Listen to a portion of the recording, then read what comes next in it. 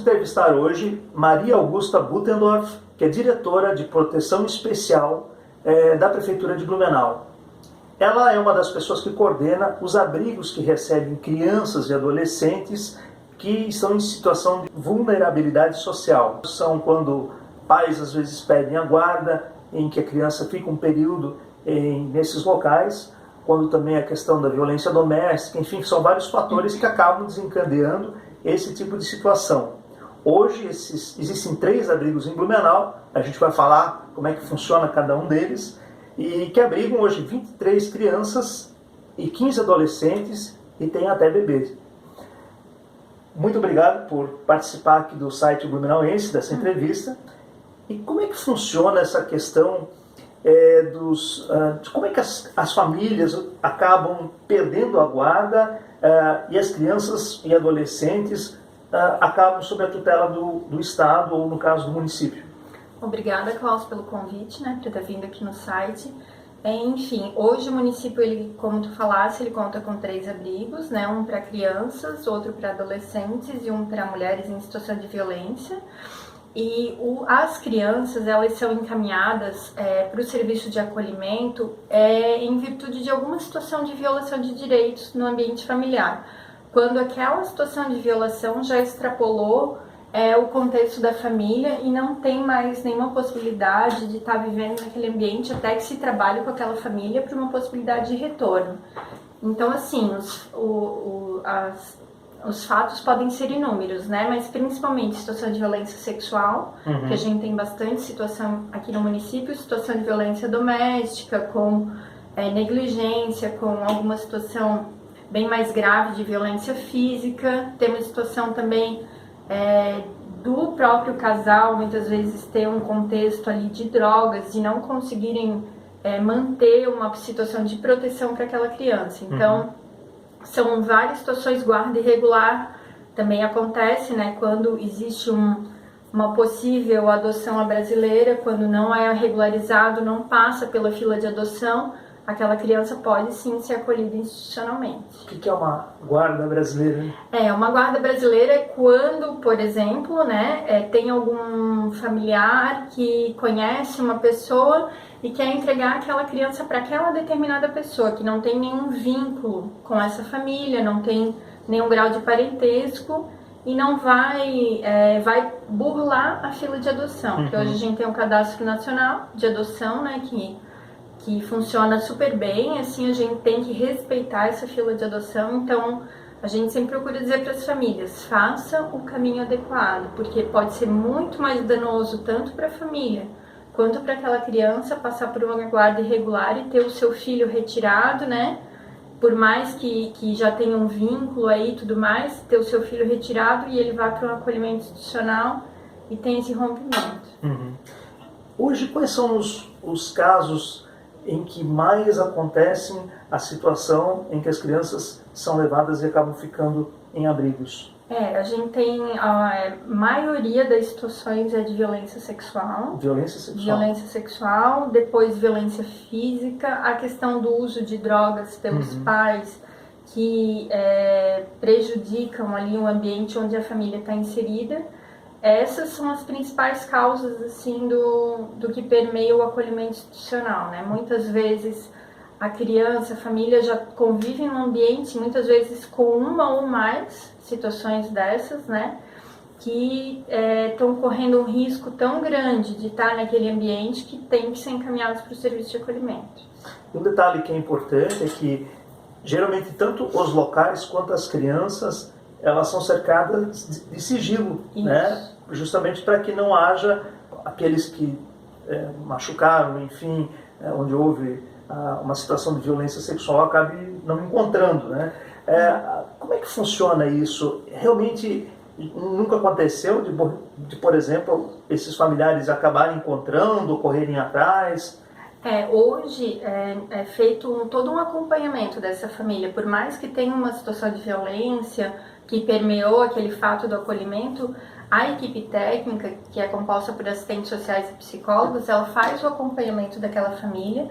Então a família, por muitas vezes, ela se sente segura de estar sabendo onde está o seu filho, com quem está o seu filho, em que condições está o seu filho. Então, a partir do momento que o Ministério Público, o Poder Judiciário também autorizam as visitas, a gente faz com que essa criança venha até onde fica a equipe técnica e promova esse encontro com a família, porque por muitas vezes que tem uma violação de direito naquele ambiente, a gente sempre quer que a criança retome o ambiente familiar, na medida do possível, é claro. Quando a gente vê que a equipe técnica identifica que não tem mais condições de estar retornando para aquele ambiente, que há perigo de incidência. Exatamente, pode acontecer uma reincidência, pode estar passando por outras violações, é encaminhado um relatório, né, solicitado impossibilidade de visitas, porque muitas vezes a família também não se implica, né, naquela responsabilidade dela, e esse acompanhamento, essas visitas, elas podem estar sendo prejudiciais para a criança. Certo. Né? Então a equipe toda avalia lá até que ponto é saudável para aquela criança estar tendo o acompanhamento da família e até que ponto realmente não dá mais para investir. Então, mas a gente sempre procura trabalhar com a família, porque assim, querendo ou não, por mais que a criança muitas vezes tenha passado por aquele conflito, aquela situação de violência, é o ambiente dela, é onde ela estava inserida. Então, é importante que a gente retome aquele ambiente e que aquele ambiente seja saudável para receber essa criança novamente. E como é que é o local? Que tipo de opções as crianças têm? Porque afinal, como são crianças, né, existe o acolhimento, ter certeza de que estão sendo bem recebidas, mas também existe a questão de ser criança, né, de brincar, de ter os amigos, de ter a diversão. A gente sempre tenta desmistificar essa questão do serviço de acolhimento. É uma casa normal, onde tem muitas crianças, né? Elas possuem seus quartos, seu refeitório, tem sala para fazer as atividades de computação, tem um parque de diversões, mas elas também têm que ter uma vida normal. Então, a convivência familiar e comunitária é importante para essas crianças. Então, elas estudam em escolas normais, elas frequentam o CI, elas vão ao shopping, elas passeiam, elas vão ao Parque Ramiro, como qualquer criança. Então, a gente sempre procura estar fazendo algumas atividades para que elas tenham uma vida normal. Interessante isso. Acho que a maioria das pessoas tem a ideia de que as crianças ficam confinadas lá e ficam fazendo as atividades que o espaço oferece. Não. E é muito importante, né, essa inserção social mesmo, porque é só vivendo com o mínimo de normalidade que se consegue, eu acho, que chegar a resultados mais interessantes. Qual foi o caso que mais te marcou, os 2, 3 casos, em relação a essas crianças nesse período que tu trabalhas? Então, tem algumas situações que geralmente marcam a gente pela situação de violência ou por algum contexto que a família conviveu, né? Tem algumas, assim, que são crianças que passaram por alguma situação de violência e elas acabam reproduzindo esse contexto da violência ali, e para elas fica muito marcado, né? Um outro fato, assim, que nos preocupa bastante, que a gente vê o sofrimento da criança, são devoluções de adoção. Isso acontece muito? Isso, olha, no último ano aconteceu um fato, né? Mas assim, não é tão frequente, mas graças a Deus, mas a gente acha assim que muitas vezes aquela criança, ela já fala, eu não quero mais uma família, porque ela já passou por uma situação na família dela, ela já foi para uma adoção, e daí ela retornou daquela adoção, né? E ela diz, eu não quero mais uma família, eu quero ficar no abrigo. Então, esse é um dos pontos que eu acho que a gente precisa trabalhar e avançar, né? Que é a questão de algumas situações específicas terem um acompanhamento sistemático do pós-adoção, porque tem algumas crianças que realmente elas precisam desse acompanhamento e os pais que vão vir adotá-las também. Então, esse é um processo que o município está trabalhando e discutindo em conjunto com o Ministério Público e Judiciário para estar aprimorando, né? Porque o pós-adoção também é muito importante fazer esse acompanhamento, e isso é uma coisa que chama a atenção da gente, porque a criança, ela fica marcada, uma criança pequena que poderia ter todo um futuro pela frente, ela já fica marcada, né? na minha casa aconteceu isso, na casa onde me falaram que ia ser tudo bem, que eu ia ter um pai, uma mãe para mim, e não aconteceu como eu esperava. Então ela vai cheia de frustrações, caminhando para a adolescência, que aí é um processo mais difícil ainda, né? Porque quando a gente vai trabalhar com adolescentes, também já é um complicador, né? Um outro fato são também, assim, outros casos que chamaram atenção, são as próprios adolescentes, os adolescentes que estão lá aptos, muitas vezes, com uma faixa etária apta à adoção e não tem casais aptos e disponíveis, né? É sempre uma situação mais complicada, né? O casal gosta da criança pequena. Exato. Até porque a adolescência é a fase onde começam os maiores conflitos pessoais, né? Autoafirmação, etc. Então, acaba realmente sendo um período bem mais complicado, né? E o que eu vejo também é que essas adolescentes, né, que é o caso do abrigo que a gente acompanha mais, porque as meninas o abrigo é do poder público e os meninos adolescentes é conveniado com a ABAN. Então a gente tem uma ONG que também faz esse trabalho. Mas as meninas, assim, elas têm que se preparar para estar aptas tanto ao mercado de trabalho quanto ter uma casa só delas. E isso tudo o poder público municipal apoia, né? Encaminha para o mercado de trabalho, encaminha para a qualificação, faz com que ela tenha uma certa autonomia para que quando ela complete 18 anos ela possa viver sozinha e consiga se organizar, porque ela não vai ter ali, muitas vezes não tem uma família apta que venha adotá-la. Tem algumas adolescentes que por opção também não querem mais ser adotadas, que têm 16, 17 anos já não querem mais ser adotadas, então a gente vai trabalhando a autonomia delas. E uma das coisas que me chamou a atenção é o fato de ter bebês lá também. Quantos tem e como é que eles acabam parando nesses abrigos? Então, às vezes a situação dos bebês ela pode até ser mais benéfica, porque ele ainda não passou por alguma situação de violação, que ele venha a passar com o tempo. Então, muitas vezes, a partir do nascimento no hospital, os técnicos lá do serviço social já identificam. Muitas vezes a mãe sinaliza, né, que vai ter o bebê e não quer aquela criança, que de um lado é importante que tenha esse trabalho dentro do hospital para que seja feito e seja encaminhado, porque daí o bebê já vai para uma possível adoção, né? Mas tem outras situações que é identificado muitas vezes que a mãe é dependente química, que não consegue prestar os cuidados adequados enquanto aquela criança estava numa UTI, por exemplo, que é negligente com os cuidados, que tem que fazer visitas em tais horários e a mãe não vai, passa dias e dias e a criança está lá internada na UTI e a mãe não vai. Então esses fatos também são apontados pelos técnicos do hospital, encaminham para o Poder Judiciário, para o Ministério Público, que promove o acolhimento dessa criança. Quantas pessoas cuidam desses abrigos? E daí eu já aproveito e faço de carona outra pergunta, que é como é o relacionamento das crianças? Afinal, todas elas vêm em uma situação traumática, ou a maioria delas. Não existe muito conflito, muita briga. Então, nas casas abrigo a gente tem uma coordenação para cada serviço de acolhimento e mais ou menos são educadoras sociais que trabalham por turno. Então, cada 12 por 36 nós temos uma quantidade grande ali de educadoras que acompanham, né? Nós temos 8 educadoras num turno e 8 educadoras no abrigo dos menores e na outra casa a gente tem 4 educadores em cada turno. Então, é uma equipe grande, né? A gente tem também cozinheira, equipe de lavanderia. Então, tem uma equipe ali que dá um bom suporte para as crianças. Tem conflito? Tem conflito, né? As crianças... Impossível não ter uma família normal, né? Imagina com 20 e poucas crianças num ambiente. Então, muitas vezes, eles também vão aprendendo a viver naquele ambiente. Eles sabem que os brinquedos são divididos, cada um tem o seu mais especial, mas assim, tem que dividir. A questão da TV, os horários de TV, né? Aquele desenho mais especial que é para um, para o outro não é.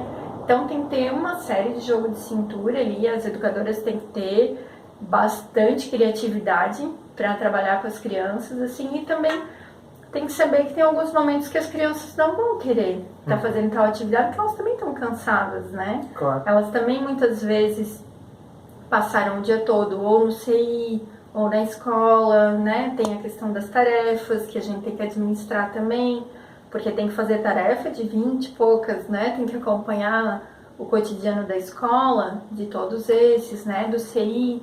Então a gente procura administrar da melhor maneira possível, mas muitas vezes tem como um conflito ou outro com as crianças, assim, mas são coisas que vocês consideram dentro de uma normalidade, nada que... Sim, assim, elas no geral se dão super bem, elas quando vão para o ambiente da escola, para o ambiente do CI, elas também brincam entre elas, elas interagem com as outras, mas elas sempre se procuram, né? Parece que aquele espaço é delas, é como se elas fossem irmãos, irmãs, né? Porque elas acabam se procurando. O próprio relato do CI da escola é esse, assim, que as crianças, elas têm as suas salas de aula, mas no intervalo elas vão se encontrando e elas vão se procurando porque elas têm aquele vínculo, querendo ou não, né? É uma família, né? Exato. E como é que funciona? Quanto tempo, por exemplo, uma criança fica...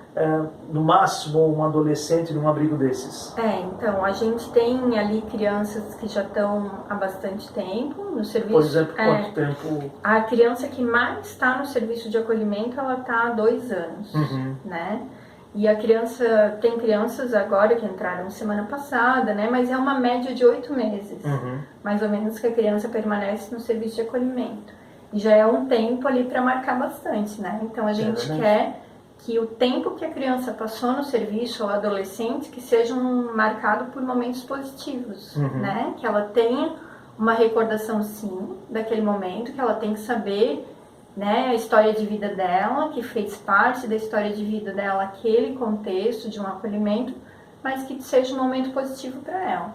E desmistificar essa coisa de orfanato, do antigo, né? De que a criança ficava trancada lá dentro, que não podia sair.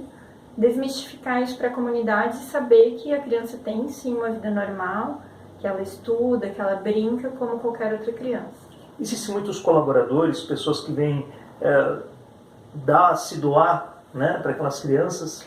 Nós temos assim muitos voluntários, né? Isso é muito importante para o serviço. A gente sempre ressalta a importância do voluntário para o serviço de acolhimento, porque as crianças, elas gostam desse movimento, de fazer alguma atividade diferente, de trazer uma brincadeira, de levar. Muitas vezes tem voluntários que proporcionam momentos ou em casa de festa, ou alguma atividade diferente, algum espaço diferente que a criança muitas vezes não tem oportunidade. As crianças adoram, elas se vinculam.